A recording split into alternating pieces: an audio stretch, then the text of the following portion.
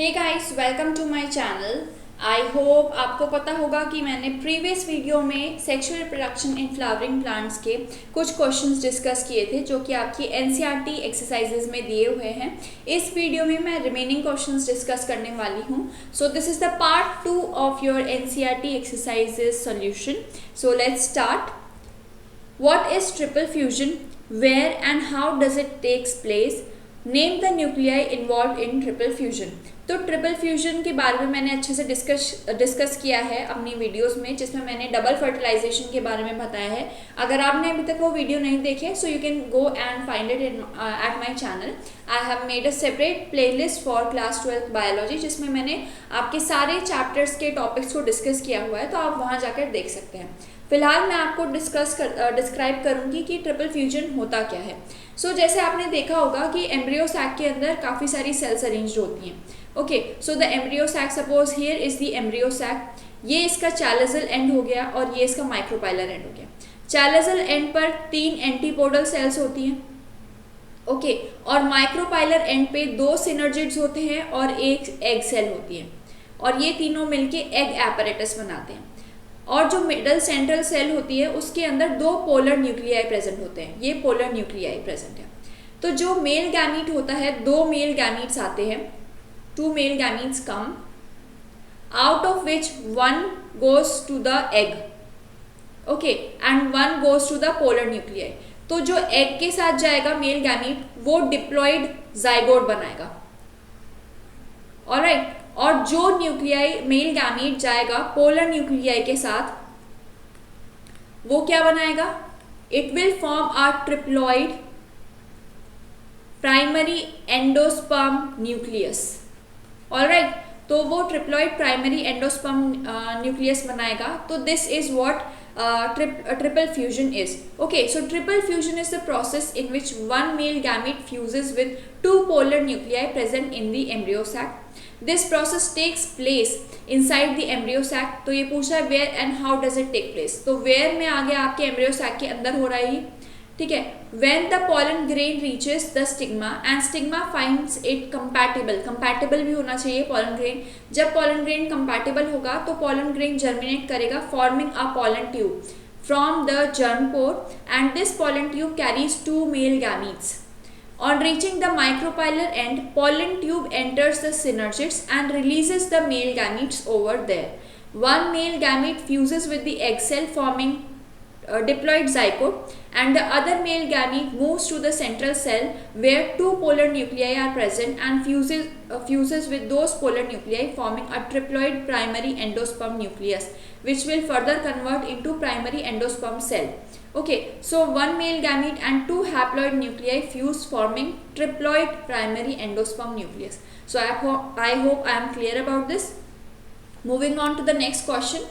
Why do you think zygote is dormant for some time in a fertilized ovule? तो zygote एकदम से grow करना start नहीं करता। उसके पीछे रीज़न ये है क्योंकि जब तक एंडोस्पर्म डेवलप नहीं होगा तब तक zygote डेवलप होना स्टार्ट नहीं हो सकता।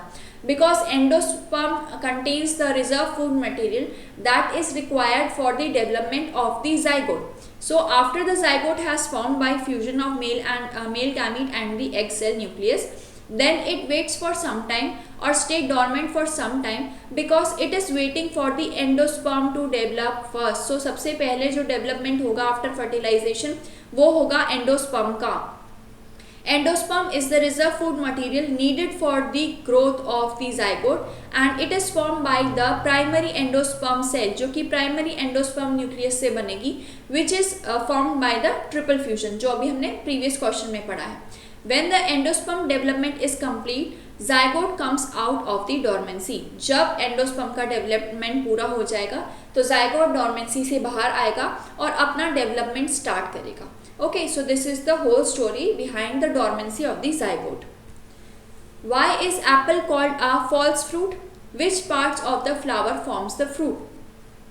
तो यहाँ पे फॉल्स फ्रूट वो होता है जिसके अंदर ओवरी भी प्रेजेंट होती है और फ्लावर के दूसरे फ्लोरल पार्ट्स भी प्रेजेंट होते हैं, जैसे कि थैलेमस प्रेजेंट होता है in case of apple, and this is involve in the fruit formation. The fleshy edible part in apple is the thalamus, तो ये जो एडिबल पार्ट आप देख रहे हैं व्हाइट कलर का, ये क्या है, ये थैलेमस होता है। स्ट्रॉबेरी में भी थैलेमस एडिबल पार्ट होता है, और in this apple also thalamus is the edible part, because of which this fruit is known as a false fruit. True fruit जो होते हैं वो सिर्फ और सिर्फ ओवरी से बने होते हैं, उनके अंदर थैलेमस का कोई रोल नहीं होता है। जैसे कि आपने मैंगो देखा होगा, mango is a true fruit, okay, so it is completely formed of the ovary and the ovule converts into the seed inside it. What is meant by emasculation? ये हमने पहली वाली वीडियोस में भी पढ़ा है, दोबारा से हम इसके बारे में पढ़ेंगे। When and why does a plant breeder employ this technique? तो मैं आपको एक ओवरव्यू बता रही हूँ, आप इस का स्क्रीनशॉट ले सकते हो और आप इसकी रीडिंग कर सकते हो बाद में। Here I am just explaining you the overview what this question is asking.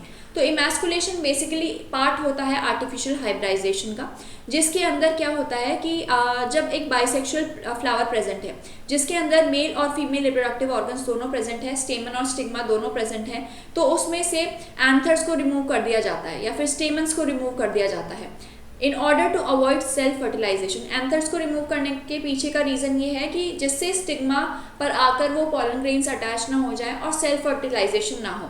This is done before the anther releases the pollen grains, या फिर स्टिग्मा रिसेप्टिव हो जाए इससे पहले एंथर्स को रिमूव कर दिया जाता है। Plant breeders employ this technique before anthers mature because they want to pollinate the stigma with some desired variety of pollen grains that will yield a better variety of plant. तो अगर जो plant breeders हैं उनको कोई desired quality चाहिए, कोई desired variety of plant चाहिए, तो वो क्या करेंगे, स्टिग्मा को डिज़ायर्ड पॉलन ग्रेन्स से पॉलिनेट करवाएंगे।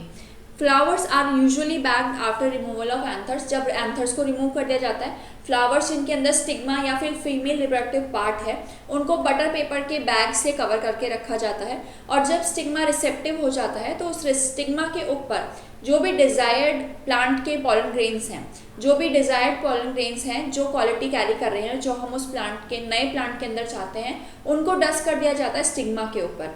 उसके बाद स्टिग्मा में पॉलन ग्रेन का जर्मिनेशन होता है, फर्टिलाइजेशन होता है और फ्रूट डेवलपमेंट की तरफ फ्लावर बढ़ने लगता है। So till then the whole process is going on, fruit development तक उस फ्लावर को बैग के अंदर रखा जाता है।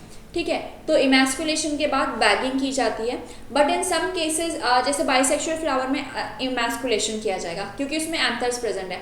अगर यूनिसेक्सुअल फ्लावर है तो उसमें किसी भी तरह का इमैस्कुलेशन नहीं होगा, उसमें सिर्फ बैगिंग की जाएगी, जिससे कि बैगिंग से ये प्रोटेक्शन या ये रेस्ट्रिक्शन किया जाएगा कि कोई पॉलन ग्रेन आके पॉलिनेट ना कर दे उसकी स्टिग्मा को, उस यूनिसेक्सुअल फ्लावर को, सिर्फ डिजायर्ड क्वालिटी के पॉलन ग्रेन को ही पॉलिनेशन करवाया जाए। सो this is the case of emasculation, और ये when and why does a plant breeder employed this technique, ये भी आपको क्लियर हो गया होगा। If one can induce parthenocarpy through the application of growth substance, which fruit would you select to induce parthenocarpy and why?